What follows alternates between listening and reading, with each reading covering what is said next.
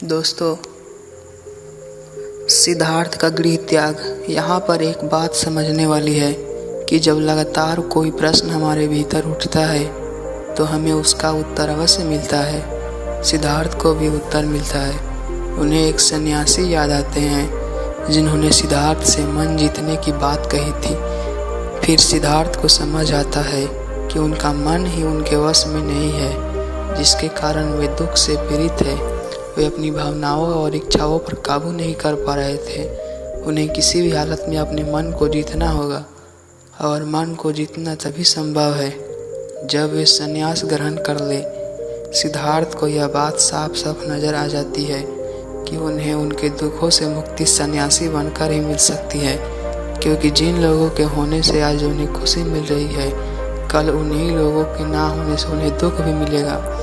सिद्धार्थ को सुख के पीछे छिपा हुआ दुख स्पष्ट रूप से दिख जाता।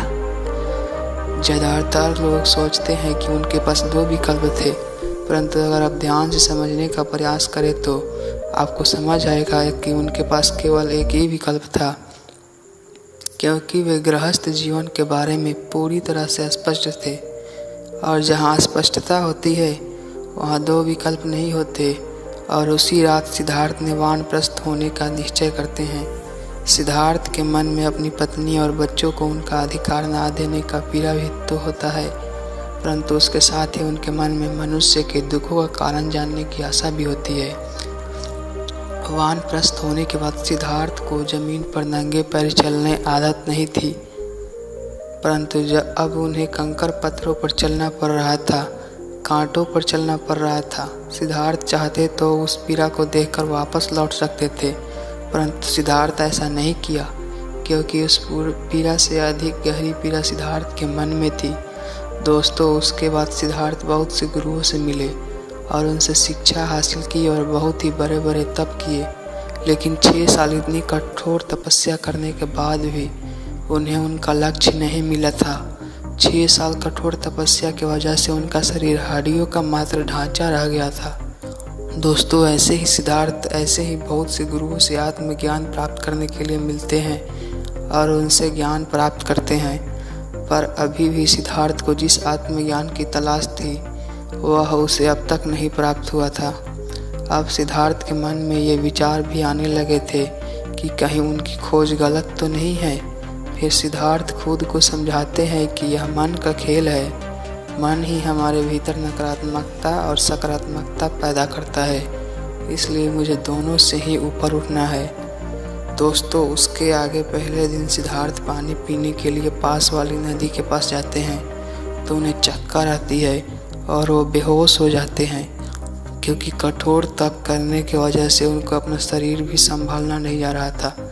तभी वहाँ पर सुजाता नाम की एक लड़की आती है। सिद्धार्थ को बेहोशी की हालत में देखकर उन्हें बचा लेती है, यानी सुजाता सिद्धार्थ के ऊपर पानी छिड़कती है और उन्हें होश में ले आती है। सिद्धार्थ जब होश में आते हैं तब सुजाता सिद्धार्थ से पूछती है कि सिद्धार्थ कहते हैं, मुक्ति का मार्ग खोज रहा हूँ, इसलिए मैंने अन्न जल सब त्याग दिया है।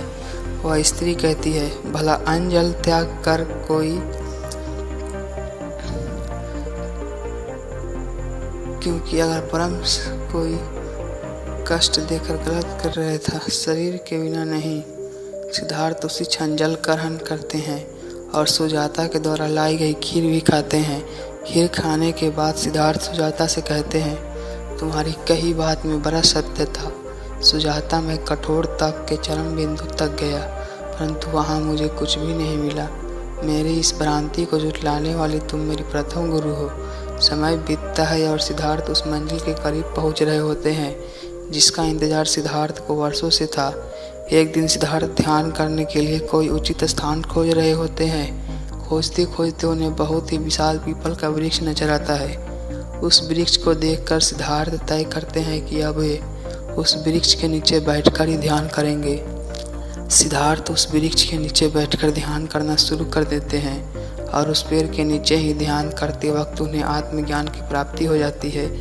दोस्तों, सिद्धार्थ ने जो वास्तव में जो अनुभव किया था उसे शब्दों में कहना असंभव है। बस इतना ही कहा जा सकता है कि अब सिद्धार्थ बुद्ध हो चुके हैं अगले दिन जब सुबह होती है तो कल सिद्धार्थ के लिए एक नई सुबह नहीं होती, बल्कि पूरे जगत के लिए नई सुबह होती है।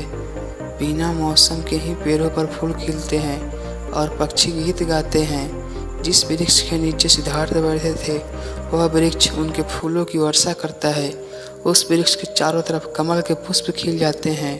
बुद्ध अपनी आंखें खोलते हैं और अपने आसन से खड़े होते हैं और अपने चारों ओर देखते हैं तो सब कुछ बदल गया था। ना कोई प्रश्न था, ना कोई उत्तर था, बस हर जगह परमानंद था, एक गहन शांति थी। वो उस वृक्ष को प्रणाम करते हैं जिसके नीचे बैठकर उन्हें ज्ञान की प्राप्ति हुई थी। असली ज्ञान वही होता है जिसे ज्ञान होने का भी अहंकार ना हो।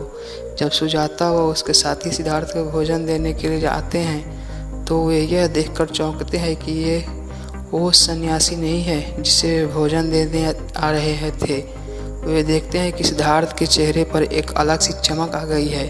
उनके शरीर से एक अजीब सा प्रकाश निकल रहा है और वे पूरी तरह से रूपांतरित हो गए हैं। सुजाता वो उसके साथी नहीं जानते थे कि सिद्धार्थ अब सिद्धार्थ नहीं है बल्कि बुद्ध बन गए हैं। वे डरते डरते बुद्ध के पास जाते हैं और उनसे पूछते हैं कि क्या आप हमारे ही जोगी हैं ना?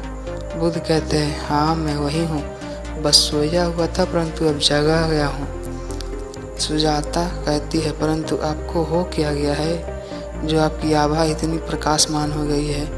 बुद्ध कहते हैं, जिस खोज में 6 वर्षों से था वह खोज अब पूरी हो चुकी है। यहाँ पर एक बात आपको जाननी चाहिए कि बुद्ध का नाम और जिस वृक्ष के नीचे बुद्ध ने आत्मज्ञान पाया था उसे बोधि वृक्ष का नाम औरविल्ला के लोगों ने ही दिया था। बुद्ध का अर्थ होता है जो पूर्ण रूप से जाग चुका हो।